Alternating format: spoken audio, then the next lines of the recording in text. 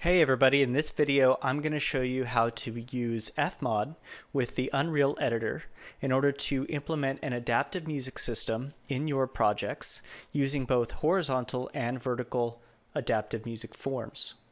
A vertical adaptive music system works in such a way that the stems of the track are re-orchestrated. As you heard in the gameplay example that I just demoed for you, the mix of the choir track was changed as the player got closer and further away from the mouth of the cave. Then once the player crosses the threshold of the cave, the track completely changes from the choir track to the orchestra track. Now, I've already set up this project to be fully integrated with FMOD, so I'm not going to go over that process here. If you want to learn how to integrate FMOD with your Unreal projects, please see another video which I've made on that subject. Let's get started. First things first, we're going to get started in the FMOD project and get that all nice and set up before we start worrying about the Unreal side. This is a blank FMOD project. I haven't done anything to it except integrated it with the Adaptive Music Unreal project. So the first step is to get our assets into the project, and again, these assets are available to you in the comments section of this video below. So I'm going to hit Control-3 to bring up my audio bin. And then I'm going to grab the assets from the Adaptive Music Assets folder. And I'm going to bring in this folder here, which is the choir piece. And that's going to have all of the stems for the choir music. And then I just have a single bounce down stereo track for the orchestral music. Okay, great. So now that my assets are in the project, I'm going to start setting up my events.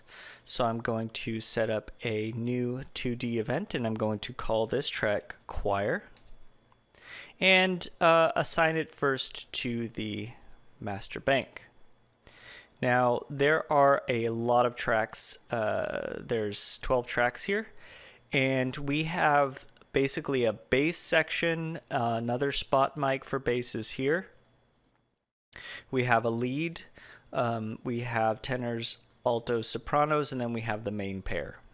So I'm guessing this main pair is going to pick up all parts of the choir, and then each of the stems here pick up a different part of the choir. And I'm basically going to group this as much as I can into a four-part choir with the basses, the tenors, the altos, and the sopranos all mixed down into submixes within the event, so that I just want to control for the level. I just want to control each of those four voices and bring them in separately, slowly building higher through the voices until I get to the mouth of the cave. So I'm going to start just by creating a track for every single one of these stems. So add another audio track. I'm just going to add all these audio tracks until I have 12. 9, 10, 11, 12. Great. I'm going to put the lead at the top. I'm going to double click this and call this lead. And then I'm going to grab my sopranos.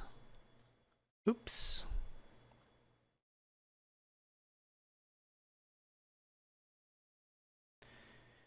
And my altos.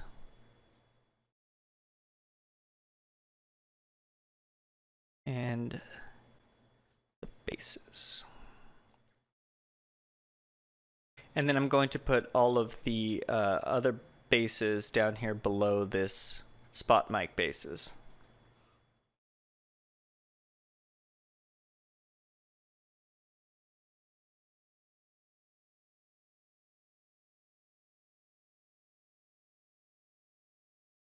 Okay. And then finally, below that, I'm going to make sure that I have my main pair. So, did I miss one? Let's see. I have lead, soprano, alto, bass. I missed the tenors. Oh, wait. Just going to bring up my audio track here. Just going to go right above the basses.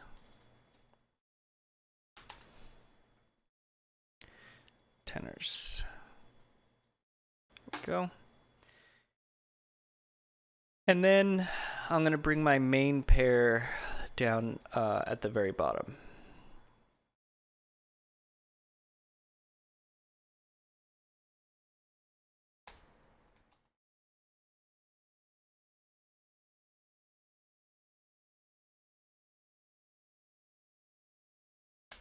Now, I don't want 12 tracks is a little unwieldy, so I'm going to start grouping all of these stems into submixes so that I only have a few submixes that I need to manipulate.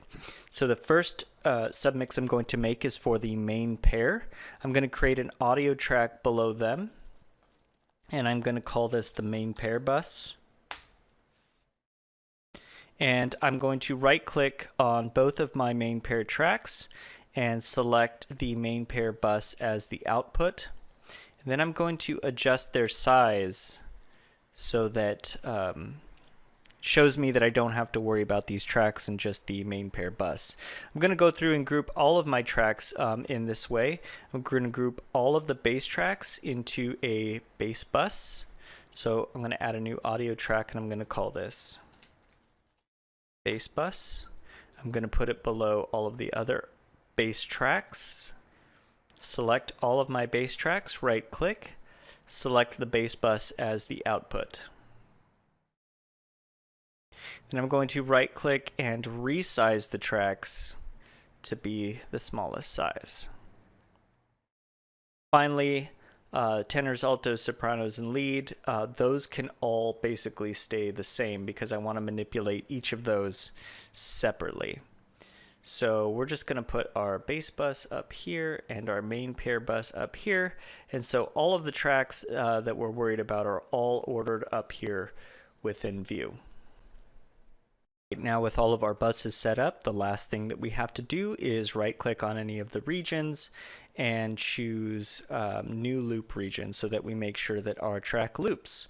So let's go ahead and hit the space bar and give our choir track a listen.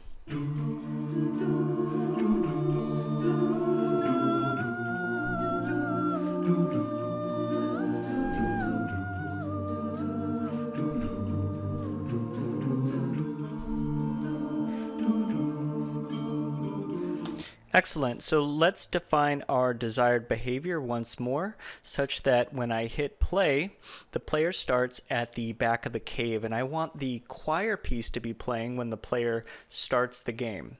And at the back of the cave, I want the player to hear only the bass parts of the choir track with a lowered volume and a low pass filter. And then as the player runs towards the mouth of the cave, I want the higher voices of the choir track, the higher stems, the tenors, altos, sopranos, and finally the lead, to slowly fade in as I get closer to the mouth of the cave.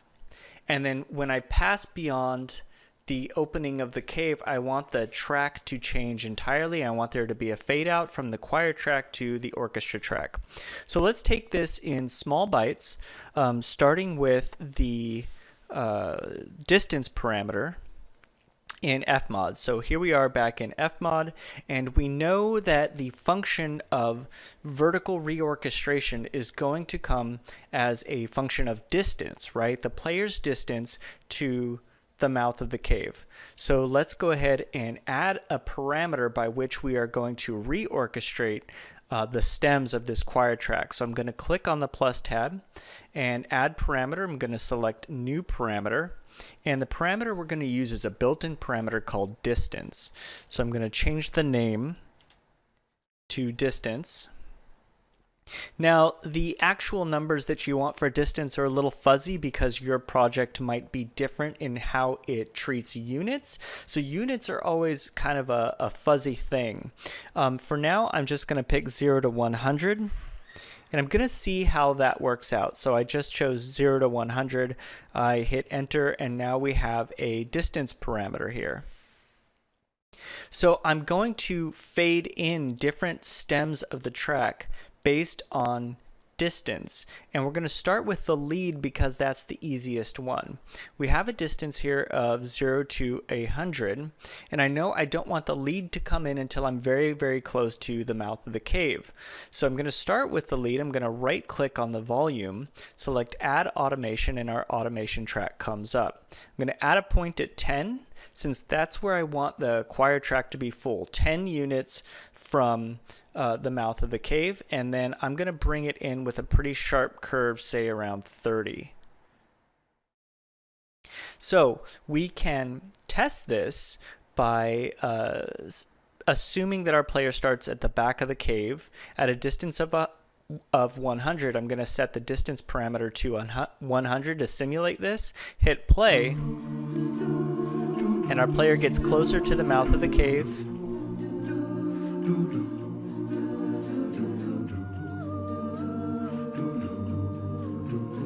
And we can hear the lead fade in as we get very close.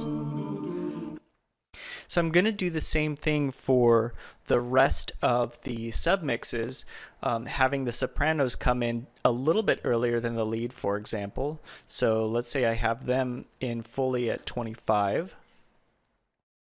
And I'll start fading them in at about 50. The altos, I'll bring those in at, say, 35. Have them start fading in at about 60. And the tenors, I'll bring them in at, say, 50. And have them start fading in at about 75. So now, if I simulate the player being at the furthest distance away from the mouth of the cave or wherever we locate this event, we should only be hearing the basses because everything else is faded out at this point. Now the problem here is we're not only hearing the basses because our main pair, which has all different parts of the choir, is still playing. So if I turn that down,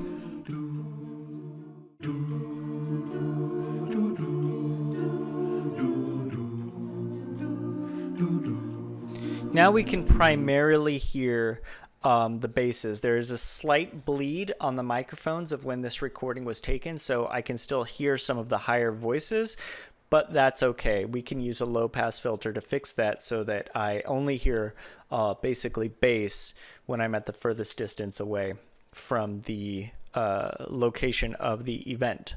So I'm going to right click, add automation on my main pair, and the main pair bus is just going to fill out the choir. So I don't want it to come in until fairly late or fairly close to the event. So I'm going to start fading it in at about, I'll bring this back to say 30. So let's simulate this. I hit play, my player's at the back of the cave, and as they get closer,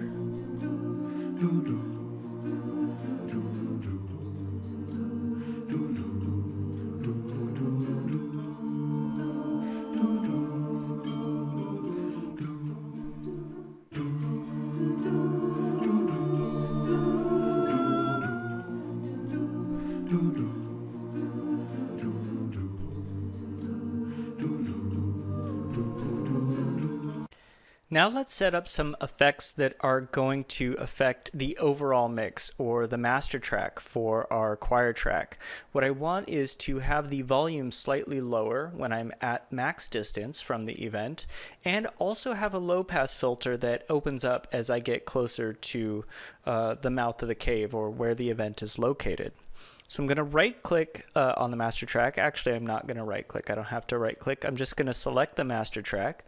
And then down here in the deck next to the volume knob, I'm going to press the plus button and add an effect. And I'm going to choose a FMOD multiband EQ. And you can see here, if I hit play, there's already a low pass filter set up with the center frequency at 660 Hertz. So if I hit play,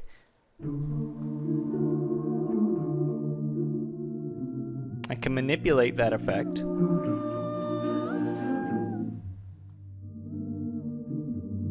And what we want to do is open this up as the player gets closer to the front of the cave. And we're going to make this a function over distance as well, where we just open up that center frequency and raise it closer to the event or closer to the mouth of the cave. So I'm going to right click on this frequency field, click add automation, and that's going to set up an automation track here below the master track. Now it's set to 270. That's a little too much, so I'm going to set this back up to say 600. Close enough. And then I want it to fully open up or start opening up, say around 70, and fully open up around 35. Let's test that out.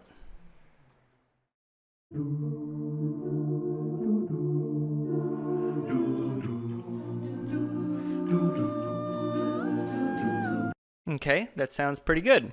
Now all we have to do is just lower the volume a little bit the farther the player is away from the mouth of the cave. So once again, I'm going to select the master track and right click on the volume knob for the master track. And I'm going to add a point, say around 50 and 75, and I'm going to lower by about 12 dB or so beyond 75 units. So when the player begins, the volume of the overall track is going to be slightly lower, and as they get closer to the cave, the volume is going to raise, the low pass is going to open up, more voices are going to come in, and this track's really going to bloom as a result of the player heading towards the mouth of the cave to set up this nice dramatic build-up.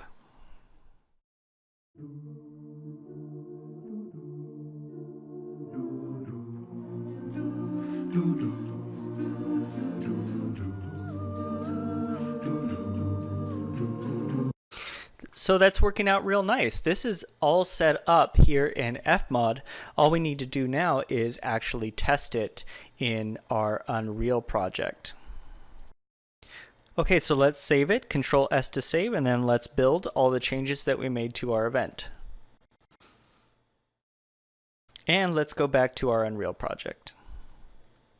Now, all of the distance calculations for the distance parameter in this event are going to be made from the location of the event. So we have to locate that event or place it where we want those distance effects to occur, and where we want those distance effects to calculate from, which is the mouth of the cave.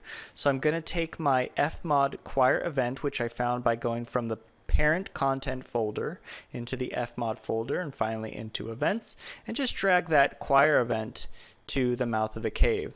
So now all of the distance calculations are being made from this location where the FMOD ambient sound actor is located. So it's going to say, where is the player in relation to this? If they're at 100 units away, set the knob in our FMOD event to 100.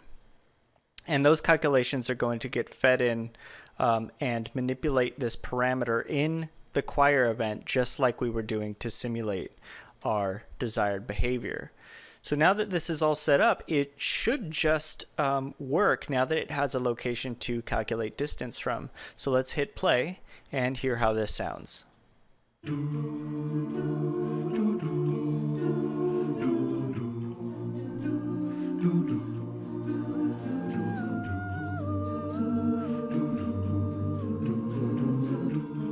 Alright, so you could hear how the lead came in as I got closer to the mouth of the cave. I don't think we're quite hitting 100 units at the player's start. I think the player is actually starting closer than 100 units to the location of the event. The reason being that I can't hear the low pass filter clamping down on the choir that much. So what I'm going to do is go back into FMOD and I'm going to readjust the min-max on this distance parameter. So I'm going to right click on the parameter, choose edit parameter, and instead of 0 to 100, I'm going to choose 0 to say 75 and see how that works out. Now it's going to ask me if I want to scale all of the contents on the parameter to the new range. And rather than make all of the curves and all the fade-ins static, I'm going to actually have it adjust to the new range. So I'm going to choose scale. And now you can see all of my fade-ins retain their character. It's just now it's scaled to 75 instead of 70.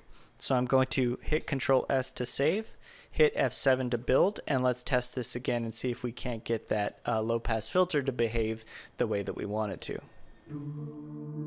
So now you could hear the change. The volume is lower, the low pass is effective now that we've adjusted our distance for the player start.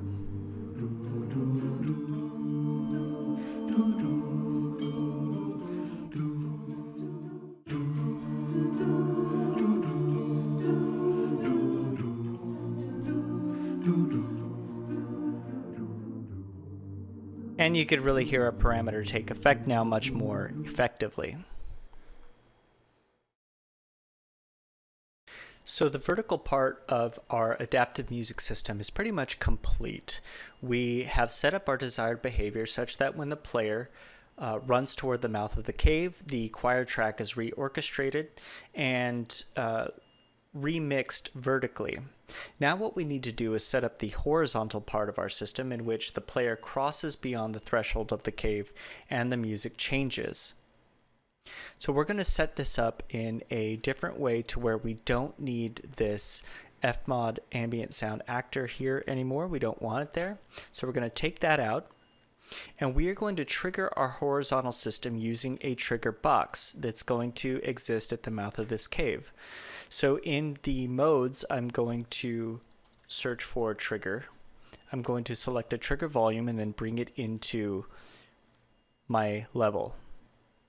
I'm going to hit R to scale this, and I'm going to make it extremely thin so that the player pretty much enters and exits the trigger box at exactly the same time. And you're going to see why when we set this up in blueprints. And hit R, and I'm going to scale it vertically. So now it's hard to see because the borders are obstructing it a little bit, so I'm going to make it a little bit easier to see just by scaling it so that you could see the borders of the trigger box there. So our trigger box, our trigger volume shows up in the world outliner. I'm going to rename it music trigger.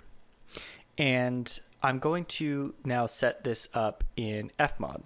So let's go back to our FMOD project and go into our events tab. And I'm going to create a new 2D event and just call this music and assign it to the master bank.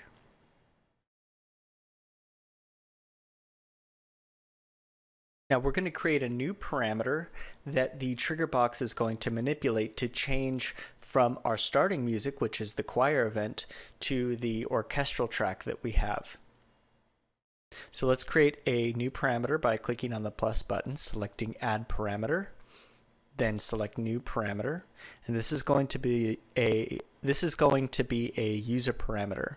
I'm going to name the parameter game state. So we have our game state parameter set up, and we only have two states for this particular music event. We have the 0 state, which is our starting state, which is going to play our choir music, and the 1 state, or the state that occurs after the player crosses the threshold of the cave, which changes to our orchestra music. So with only two states, we only need a minimum of 0 and a maximum of 1 for this parameter. Click OK. And now on our game state parameter, we know that we want the player to begin with the choir music, so we're going to go ahead and just drop in the choir music event on the 0 value of the parameter. And then we're going to add another audio track, and the first audio track is going to be our choir track, and the second audio track is going to be our orchestra track. Then we go into the assets browser and bring in our orchestra track. We're going to drag that to the very right side so that it's butting up against the 1 value. And now we can simulate how this is going to behave in game by simulating changing the game state parameter to 1, just like how we're going to set it up in Unreal when the player crosses through the trigger box. So I hit play. This is the start of our game.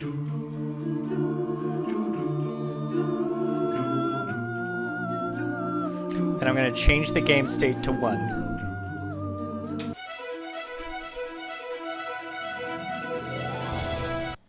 Okay, so it's not very subtle. There's not a lot of, there's no fade-ins, no fade-outs. It's not very elegant right now, but it is functional, and we can set this up in game right now just to see it working. So we like to build up more complex systems by building them from smaller systems. So we're just going to prototype this in game right now. So let's hit Control S to save and F7 to build. And then let's go into our Unreal project. All right, so let's open up our level blueprint.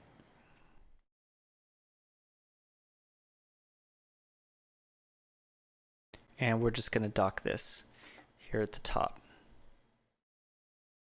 Now we know that we want our music event to begin right on our event begin play event. And when the music event starts, it's going to start by playing the choir event. So let's drag off the event begin play node and search for a play event. And we want to use a play event at location or attached. Let's go ahead and use the play event at location. And let's select which asset or which event we want to play. That's going to be our music event. And then it's going to want a location from us.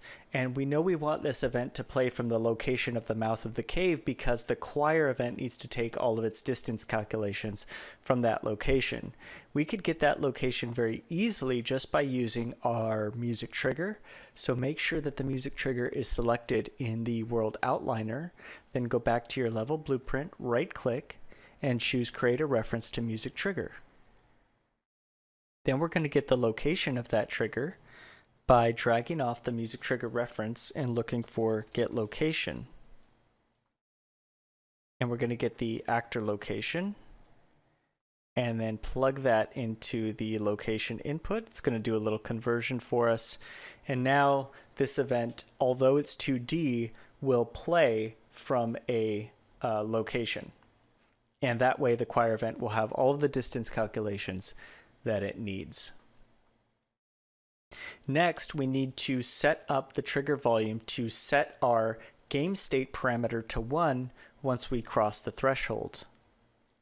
So we could do that by selecting our music trigger in the world outliner, right-clicking, mousing down to add event, and choosing on actor begin overlap. Now we have our on actor begin overlap node.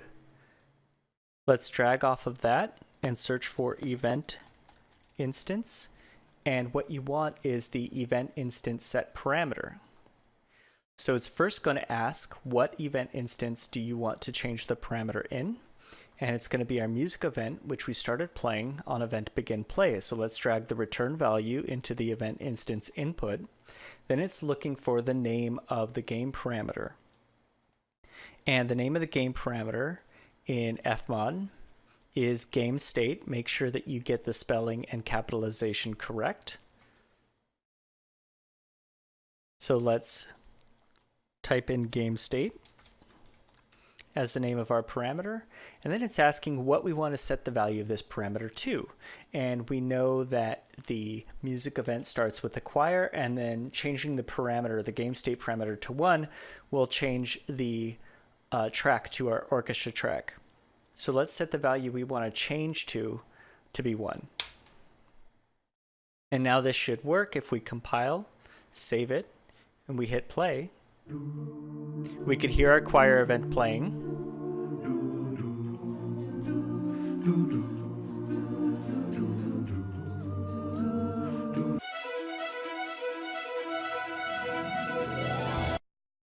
Okay, so that's working great. We crossed the trigger parameter. It sets the parameter in music to 1. We do not have it set up yet to where when we cross back, it changes back. So we set up that trigger box to be very thin so that we could use a flip-flop node. So I'm going to right-click in the blueprint, look for flip-flop, and just plug this in line after my on-begin overlap. Now the way the flip-flop works is that the first time it is triggered, it will execute the A pin. So we know that the first time the player is going to go through it, they don't have a choice but to go through it in order to reach the outside. So we want it to go to our orchestra track, which is on parameter 1. Then the next time they go through it, if they're going to go back into the mouth of the cave, it's going to execute the B pin. So we want to create another event instance set parameter using the same parameter and just set it back to 0. So the player crosses through the threshold of the cave, it executes the A pin, they go back into the cave, it executes the B pin, they go back out, it executes the A pin. That's the nature of the flip-flop node. It flip-flops between these two pins, the A and the B. So we feed the return value from our play event at location back into the event instance. The game state's already filled out and we want the value to be 0. Let's test this. Compile and save and hit play.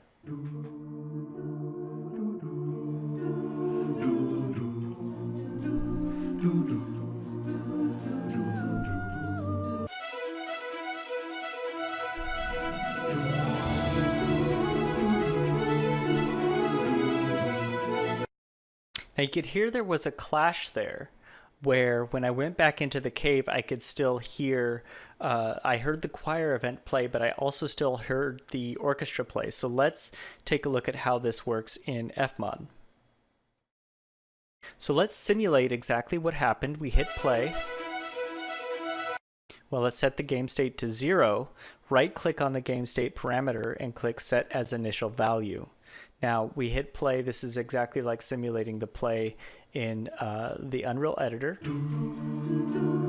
We cross the threshold, set it to 1. Then we cross back.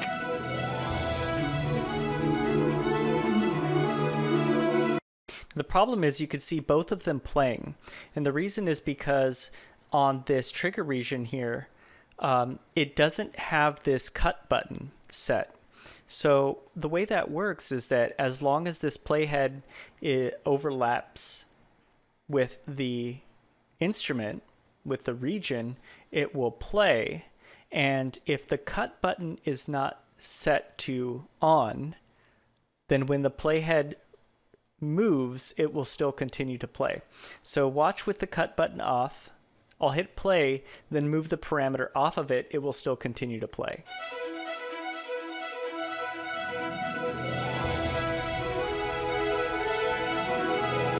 Now watch what happens with the cut button on. I'll move the parameter, and as soon as the playhead is no longer overlapping with the region, it will cut the audio.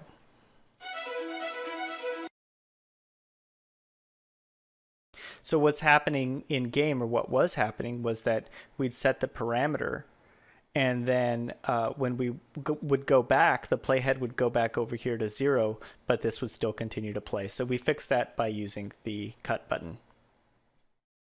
Now this should work. So let's save this, Control S, F7 to build, go back into Unreal, and hit play.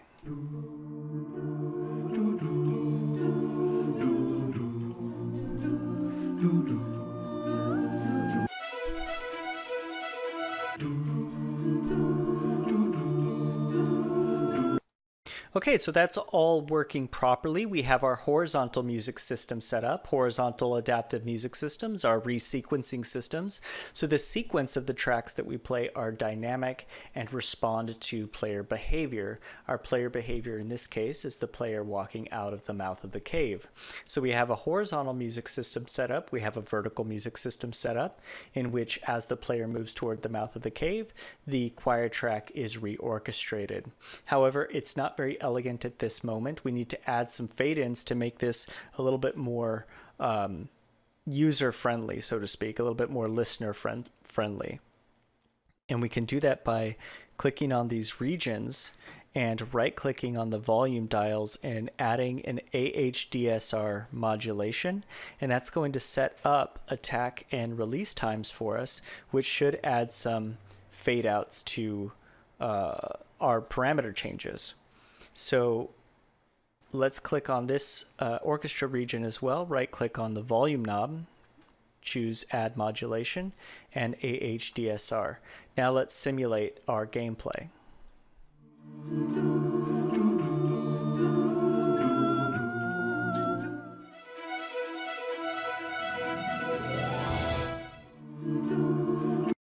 So see how as I moved the parameter and the playhead moved, the events would stop, but after the stop command was issued, they would still execute their release time, the fade out, so that we have a bit of a smoother transition in between tracks. So now what I'm going to do is just set the release a little bit higher. I like to have a quicker attack and a longer release. I'm going to set the release to about 2 seconds, 2.5 seconds, something like that.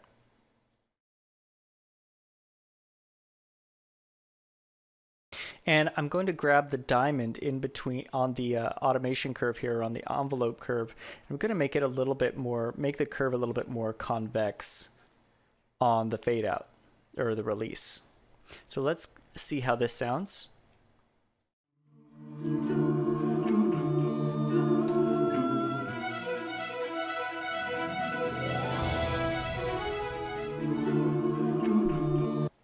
So now you could hear the tracks are crossfading a bit more nicely with each other. So I'm going to Control S to save this, F7 to build it, and then test it out in game.